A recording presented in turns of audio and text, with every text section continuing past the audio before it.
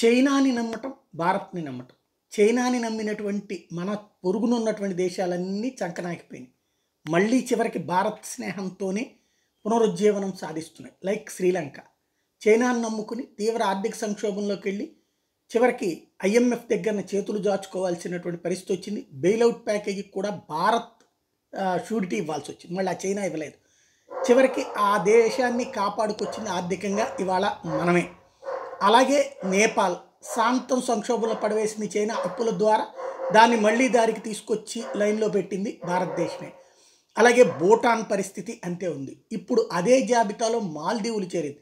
ఏ మాల్దీవులు అయితే గతంలో సంక్షోభంలోకి కూరుకుందో, అంటే ప్రశాంతంగా ఉందో భారత వ్యవస్థతో, ఇప్పుడు అదే మాల్దీవులు తాజాగా భారత్తో విభేదించింది. ఇప్పుడు మళ్ళీ ఐఎంఎఫ్ దగ్గర, ప్రపంచ బ్యాంక్ దగ్గర మా పరిస్థితి బాగాలేదు, బెయిలౌట్ కావాలనేటటువంటి పరిస్థితికి వచ్చేసింది.